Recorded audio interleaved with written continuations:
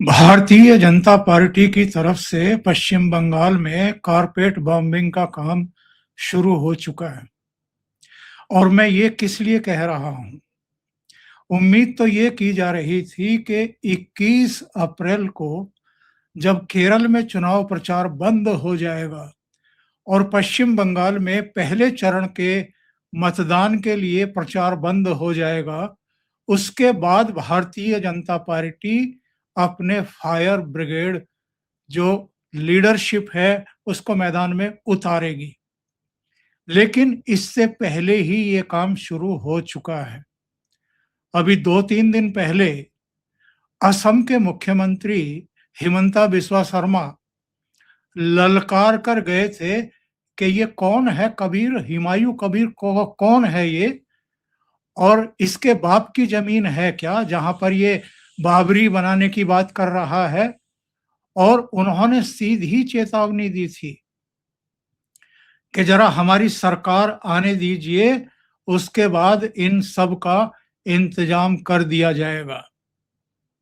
जो रही सही कसर थी वो आसनसोल, वीरभूमि और एक और जगह, 3 जगह सभाएं करके उत्तर प्रदेश के दूसरे फायर ब्रांड नेता योगी आदित्यनाथ ने पूरी कर दी है। और योगी जी ने क्या कहा है? वो तो एक तरीके से लंका में अग्नि प्रज्वलित करके लौटे हैं। उन्होंने कहा कि टीएमसी के गुंडे क्या कह रहे हैं, डरिए मत। कोई माफिया क्या कहता है, भयभीत मत होइए। कोई मौलाना क्या बक रहा है, चिंता करने की जरूरत ही नहीं है। आने दीजिए भारतीय जनता पार्टी की सरकार, सभी आपकी चाटुकारिता करते दिखाई देंगे, बंगाल की सड़कों पर झाड़ू लगाते हुए दिखाई देंगे। उन्होंने कहा कि यूपी में सड़क पर कोई नमाज नहीं पढ़ सकता, पर्व त्योहार शांति से मनाए जाते हैं, गुंडागर्दी नहीं है, बहन बेटियां सुरक्षित हैं। इसकी गारंटी भाजपा और डबल इंजन की सरकार ही दे सकती है। और योगी ने क्या कहा, ये जरा ध्यान से सुनिए। उन्होंने कहा कि जैसे ममता दीदी को राम से, दुर्गा पूजा से चिढ़ है, ऐसे ही यूपी में भी चिढ़ होती थी। जब डबल इंजन की सरकार आई तो अयोध्या में मंदिर बनकर खड़ा हो गया। क्या कांग्रेस और सपा रोक पाई? क्या टीएमसी रोक पाई? इसकी गारंटी सिर्फ मोदी जी हैं। यह गारंटी सिर्फ भारतीय जनता पार्टी दे सकती है कि दंगा नहीं होगा, कर्फ्यू नहीं लगेगा, गौ माता को कटने नहीं देंगे, हिंदुओं को बंटने नहीं देंगे। और जिन 3 रैलियों की मैं जिक्र कर रहा था, वो तीसरी जगह थी बोलपुर। आसनसोल, वीरभूमि और बोलपुर, इन 3 जगहों पर योगी आदित्यनाथ ने जनसभा को संबोधित किया और सीधे सीधे चेतावनी देकर के आए हैं। देखिए उन्होंने क्या कहा है। उन्होंने कहा है कि दिल्ली से पीएम मोदी को जो पैसा जनता के लिए भेजते हैं, वो पैसा टीएमसी के गुंडे हजम कर जाते हैं। मैं कहने आया हूं, अराजकता, डर का माहौल, दंगे, माफिया राज जैसी स्थिति आज से 9 साल पहले उत्तर प्रदेश में भी हुआ करती थी। हर दूसरे तीसरे दिन दंगा हुआ करता था और कोई पर्व या त्योहार शांति से नहीं हो सकता था। बहन बेटियां असुरक्षित थी, गुंडागर्दी चरम पर थी, अपराध हावी था, माफिया हावी थे। जनता की सुविधा के लिए आने वाले पैसे में डकैती पड़ती थी। इसका उपचार एक है, भारतीय जनता पार्टी की डबल इंजन की सरकार। उन्होंने ये भी कहा कि आज जब उत्तर प्रदेश में माफिया की हड्डी और पसली को बुलडोजर ठीक करता है, उसकी संपत्ति को अपने कब्जे में करके सरकार गरीबों के लिए घर बना देती है, तो माफिया राज खत्म हो जाता है। आज पूरी यूपी में ना कर्फ्यू है, ना दंगा है, सब चंगा है। और योगी यही नहीं रुके, उन्होंने कहा कि पहले राम जन्मभूमि के लिए आंदोलन करना पड़ता था, राम भक्तों पर गोलियां चलती थी। मुझे अभी एक कार सेवक मिला, वो कह रहा था कि मुझ पर 1990 में टीएमसी की सहयोगी पार्टी सपा ने गोली चलवाई थी।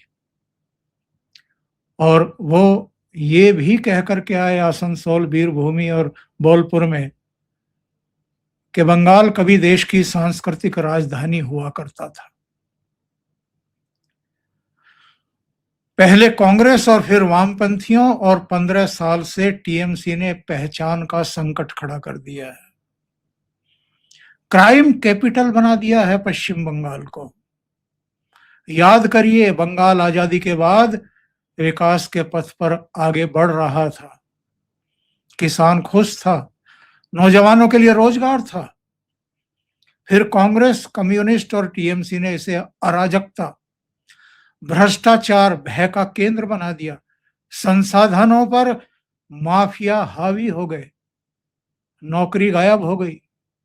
उत्तर प्रदेश में आलू 15-16 रुपए है और बंगाल में 1 से 1.5 रुपया बिक रहा है। तो पहले हिमंता बिस्वा शर्मा और अब योगी आदित्यनाथ अपना काम कर आए हैं, लोगों को झिंझोड़ आए हैं, और उन्होंने कहा है कि ना हिंदू बटेंगे और ना कटेंगे। यानी जो काम योगी आदित्यनाथ ने हरियाणा में किया, महाराष्ट्र में किया, झारखंड में होते होते रह गया, बाद में दिल्ली में किया, दिल्ली में उनकी सभाएं कम थी, बिहार भी गए थे वो, अब वही काम योगी आदित्यनाथ पश्चिम बंगाल में करके आए हैं। देखिए, उन्होंने 2 बातें कही हैं। पहली, ये जो मुल्ला हैं, ये जो माफिया है, इनसे भयभीत होने की जरूरत नहीं है। ये तो सड़कों पर झाड़ू लगाते हुए दिखाई देंगे और आपकी चाटुकारिता करते हुए दिखाई देंगे। मुल्ला और माफिया 2 शब्दों का इस्तेमाल किया है। माफिया कौन? जो टीएमसी के गुंडे हैं, जो गली मोहल्लों में लोगों को धमकाते हैं, वोट डालने से रोकते हैं, टोलेबाजी करते हैं, यानी वसूली करते हैं। किसी के यहाँ ब्याह है, काज है, कोई शुभ काज है, कोई दुकान का उद्घाटन है, कुछ भी है, उसमें से उनको सुविधा शुल्क चाहिए, नहीं तो वो गुंडागर्दी करेंगे। इसी तरीके से अगर कोई किसी तरह का निर्माण कार्य करा रहा है, उनको सुविधा शुल्क चाहिए। यहां तक कि रेत, सीमेंट, ईंट, लोहा और तमाम दूसरी चीजों में भी उनको हिस्सेदारी चाहिए। और वोटिंग के समय लठ लेकर के बैठ जाना और ठेकेदारी लेना कि इस मोहल्ले से तो हम किसी को वोट डालने नहीं देंगे जो भारतीय जनता पार्टी का समर्थक है या दूसरे दलों का समर्थक है। यानी टीएमसी की एक तरफा चल रही थी। तो एक तो एसआईआर हो गया, दूसरे इस बार एडामेंट है चुनाव आयोग कि जो एक भय का वातावरण बनाया जाता था, दहशत का वातावरण बनाया जाता था, लोगों को घरों से नहीं निकलने दिया जाता था और सुबह 10-11 बजे तक तो पूरा खेल हो चुका होता था। यानी जो मरे जिंदे हैं उनके सबके वोट डल जाते थे और लोगों को पता ही नहीं चलता था कि उनके वोट पड़ गए हैं।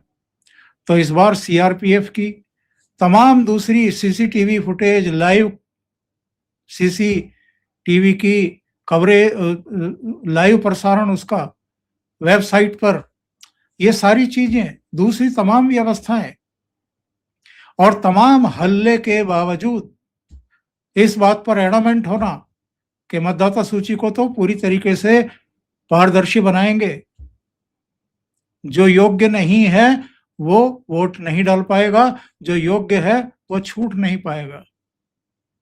तो ये जो माफियागिरी थी ये खत्म। और ये मुल्ला जो धमकाते थे जाकर के कि वोट डाल दो, मतदान होने दो, सरकार आने दो, उसके बाद तो हम देख लेंगे। और 2021 में नंग नाच हुआ ही था। तो इसकी तरफ योगी आदित्यनाथ ने इंगित करते हुए साफ कहा है कि घबराने की जरूरत बिल्कुल नहीं है। ये तो सब झाड़ू लगाते हुए दिखाई देंगे जब भारतीय जनता पार्टी की सरकार बनेगी। तो एक बड़ा काम कर गए और उत्तर प्रदेश में जो मूलभूत बदलाव हुआ है उसके बारे में बता गए बंगाल की जनता को कि वहां किस तरह का वातावरण था 2017 से पहले, और इन 9 सालों में उत्तर प्रदेश किस तरीके से बदला है। वैसा ही बदलाव पश्चिम बंगाल में देखने को मिलेगा अगर डबल इंजन की सरकार इस बार यहां बन जाती है। अभी के लिए इतना ही। बहुत बहुत धन्यवाद। अगर आपको ये चैनल और इसके कंटेंट पसंद आ रहे हैं तो लाइक करें, कमेंट करें, वीडियो को शेयर भी करें। अभी तक अगर आपने ये चैनल सब्सक्राइब नहीं किया है तो सब्सक्राइब कर लें, साथ में लगे बेल आइकॉन को दबा जाएं ताकि आगे आने वाले वीडियो की घंटी जरूर आपके फोन पर बज जाए। बहुत बहुत धन्यवाद। नमस्कार।